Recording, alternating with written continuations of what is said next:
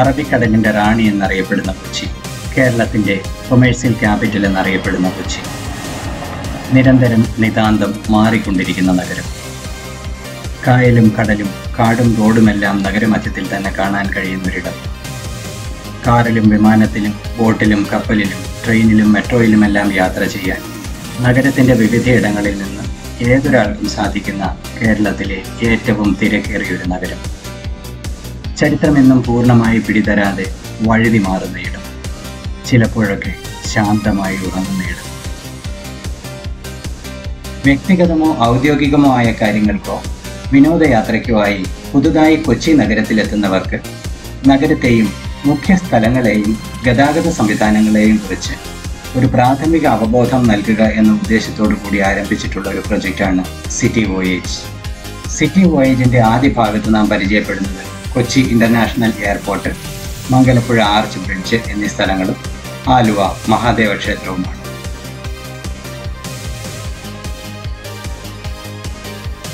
ഭാരതത്തിൽ പൊതുമേഖല സ്വകാര്യ മേഖല പങ്കാളിത്തത്തോടെ ആരംഭിച്ച ആദ്യത്തെ വിമാനത്താവളമാണ് കൊച്ചി അന്താരാഷ്ട്ര വിമാനത്താവളം. എറണാകുളം ജില്ലയിലെ നെടുമ്പാശ്ശേരിയിലാണ് ഈ വിമാനത്താവളം സ്ഥിതി ചെയ്യുന്നത്. നാഷണൽ ഹൈവേയിൽ നെടുമ്പാശ്ശേരി സിഗ്നൽ ജംഗ്ഷനിൽ നിന്ന് 5 കിലോമീറ്റർ യാത്ര ചെയ്താൽ നമുക്ക് കൊച്ചി അന്താരാഷ്ട്ര വിമാനത്താവളത്തിൽ എത്തിച്ചേരാം. പൂന്തോട്ടങ്ങൾക്ക് നടുവിലൂടെയുള്ള മനം കുളിർപ്പിക്കുന്ന ഒരു യാത്ര തന്നെയാണ് വിമാനത്താവളത്തേക്കുള്ള ഈ യാത്ര. ഈ 5 കിലോമീറ്റർ റോഡും അതിലെ പൂന്തോട്ടവുമെല്ലാം അതിമനോഹരമായി പരിപാലിക്കുന്നത് കൊച്ചി അന്താരാഷ്ട്ര വിമാനത്താവളത്തിൻ്റെ മേൽനോട്ടത്തിൽ തന്നെയാണ്. സമ്പൂർണ്ണമായും സൗരോർജ്ജത്തിൽ പ്രവർത്തിക്കുന്ന ലോകത്തിലെ തന്നെ ആദ്യത്തെ വിമാനത്താവളമാണ് കൊച്ചി അന്താരാഷ്ട്ര വിമാനത്താവളം. 1999 മെയ് 25-ന് അന്നത്തെ രാഷ്ട്രപതി ശ്രീ KR നാരായണൻ വിമാനത്താവളം ഔദ്യോഗികമായി ഉദ്ഘാടനം ചെയ്തു. പൂർണ്ണമായും സൗരോർജ്ജത്തിൽ പ്രവർത്തിക്കുന്ന ലോകത്തിലെ ആദ്യത്തെ വിമാനത്താവളമെന്ന നിലയിൽ UN-ന്റെ champions of the earth award 2018 Kochi അന്താരാഷ്ട്ര വിമാനത്താവളം കരസ്ഥമാക്കിയിട്ടുണ്ട്.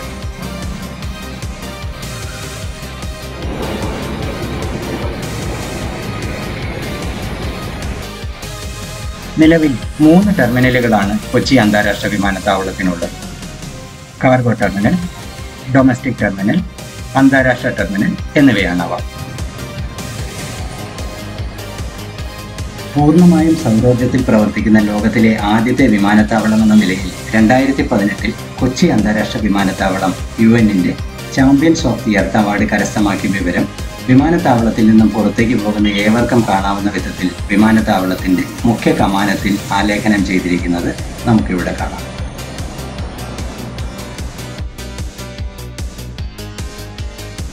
കൊച്ചി നഗരഹൃദയത്തിൽ നിന്നും ഏകദേശം 28 കിലോമീറ്റർ അകലെ മാറി സ്ഥിതി ചെയ്യുന്ന കൊച്ചി അന്താരാഷ്ട്ര വിമാനത്താവളം അന്താരാഷ്ട്ര യാത്രക്കാരുടെ തിരക്കേറിയ 3ാമത്തെയും ഭാരതത്തിൽ മൊത്തത്തിൽ 7ാമത്തെയും വലിയ വിമാനത്താവളമാണ്. 2022 കണക്കനുസരിച്ച് കേരളത്തിലെ മൊത്തം വിമാനയാത്രക്കാരുടെ 61.8% കൊച്ചി അന്താരാഷ്ട്ര വിമാനത്താവളം കൈകാര്യം ചെയ്യുന്നു.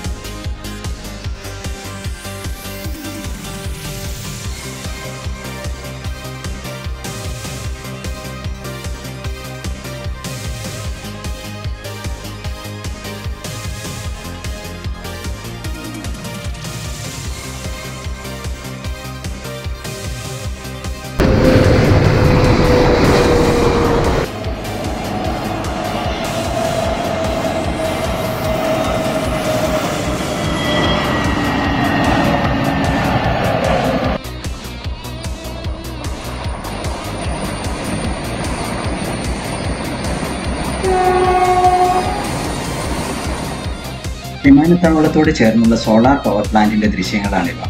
നെടുമ്പാശ്ശേരിക്കും വിമാനത്താവളത്തിനും മധ്യയുള്ള 5 കിലോമീറ്റർ റോഡിന്റെ ഇരുവശങ്ങളിലുമായി വിവിധ ഇടങ്ങളിലായി ഇത്തരം ഇൻസ്റ്റലേഷനുകൾ നമുക്ക് കാണാൻ കഴിയും.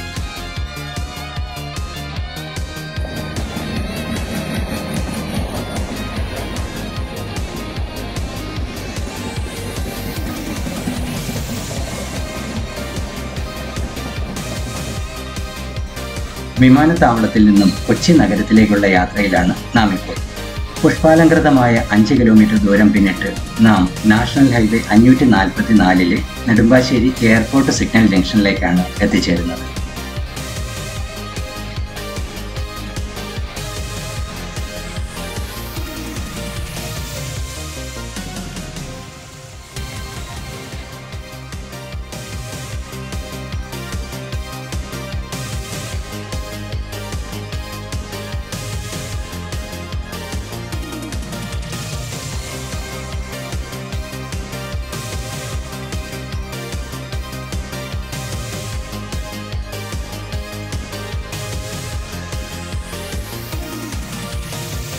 ഈ സിഗ്നൽ ജംഗ്ഷനിൽ നിന്നും ഇടതുവശത്തേക്കുള്ള റോഡിലൂടെയാണ് എറണാകുളം നഗരത്തിലേക്കുള്ള യാത്ര തുടരേണ്ടത്. അങ്കമാലി, ചാലക്കുടി, തൃശൂർ ഭാഗത്തേക്കുള്ള യാത്രികർ ഈ ജംഗ്ഷനിൽ നിന്നും വലത്തോട്ട് തിരിഞ്ഞ് യാത്ര തുടരണം.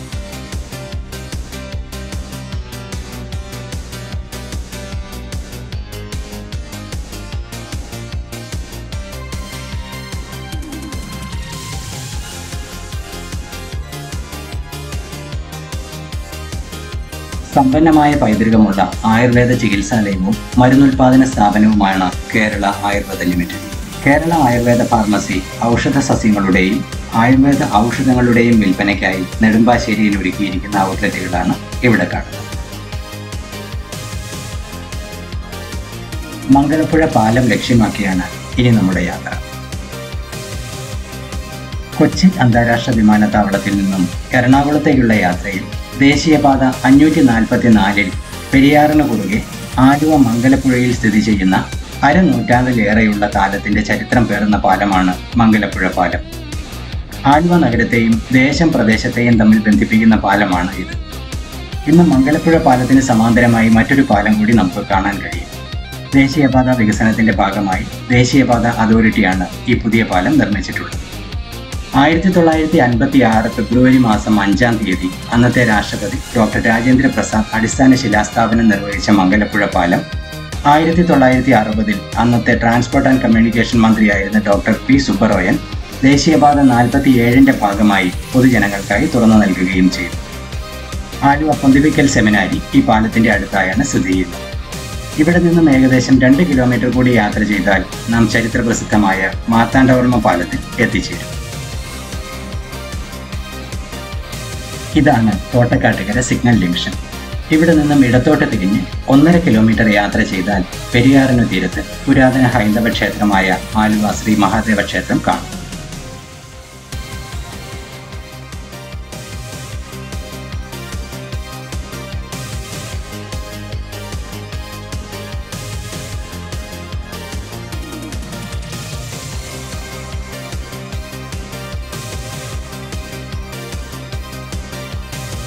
തോട്ടക്കാട്ടുകരയിൽ നിന്നും ശ്രീ മഹാദേവ ക്ഷേത്രത്തിലേക്കുള്ള മാർഗമധ്യേ എറണാകുളം ജില്ലാ പോലീസ് ട്രെയിനിങ് സെന്റർ നമുക്ക് കാണാൻ കഴിയും.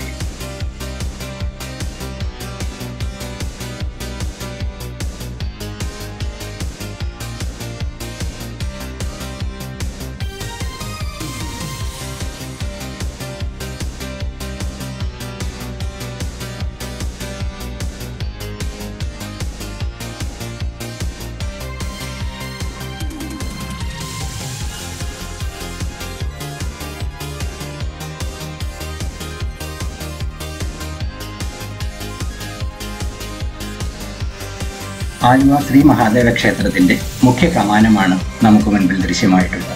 ഈ കമാനം കടന്നാൽ നാം എത്തിച്ചേരുക ശ്രീ മഹാദേവ സന്നിധിയിലേക്കാണ്. പ്രധാന ശ്രീകോവിലിൽ കിഴക്കോട്ട് ദർശനമായി വാണരുളുന്ന പരബ്രഹ്മ സ്വരൂപനായ മഹാദേവനാണ് ഇവിടുത്തെ പ്രധാന പ്രതിഷ്ഠ. പെരിയാർ മണപ്പുറത്ത് എല്ലാ വർഷവും കുംഭമാസത്തിൽ ആഘോഷിക്കുന്ന ശിവരാത്രി വളരെ പ്രസിദ്ധമാണ്.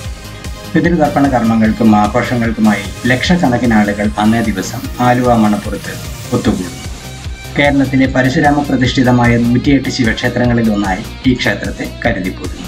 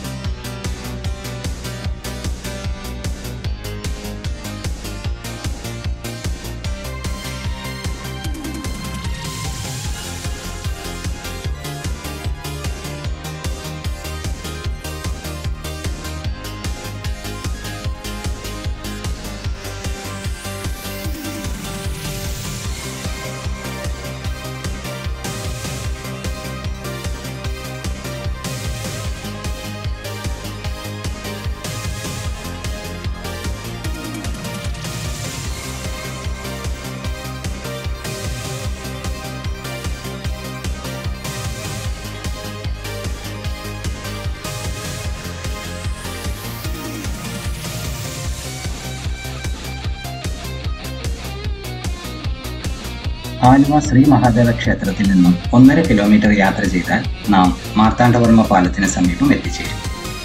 ഇന്നത്തെ സാഹചര്യങ്ങൾക്കനുസരിച്ച് പറഞ്ഞാൽ കേരളത്തിലെ എറണാകുളം ജില്ലയിൽ ആലുവ നഗരത്തിൽ സ്ഥിതി ചെയ്യുന്ന ഇരട്ട പാലമാണ് മാർത്താണ്ഡവർമ്മ പാലം എന്ന് ഭൂരിഭാഗം ആൾക്കാരും അഭിപ്രായപ്പെടുന്നു. പെരിയാർ നദിയുടെ തോട്ടക്കാട്ടുകര ആലുവ കരകളെ തമ്മിൽ ബന്ധിപ്പിച്ചുകൊണ്ട് 1940 ജൂണിൽ തുറന്ന പാലമാണ് യഥാർത്ഥത്തിൽ മാർത്താണ്ഡവർമ്മ പാലം എന്ന് അറിയപ്പെട്ടിരുന്നത്. തിരുവിതാംകൂറിന്റെ ശില്പിയായിരുന്ന ശ്രീ വീരമാർത്താണ്ഡവർമ്മയുടെ സ്മരണയ്ക്കായി നിർമ്മിച്ച ഏഷ്യയിലെ 2ാമത്തെ കമാന പാലമാണ് മാർത്താണ്ഡവർമ്മ പാലം. മാർത്താണ്ഡവർമ്മ പാലത്തിന്റെ ചരിത്രം അറിഞ്ഞുകൊണ്ട് പാലത്തിലൂടെ എറണാകുളം നഗരത്തിലേക്കുള്ള യാത്ര നമുക്ക് തുടരാം. ആ വിശേഷങ്ങൾ അടുത്ത ഭാഗത്ത്.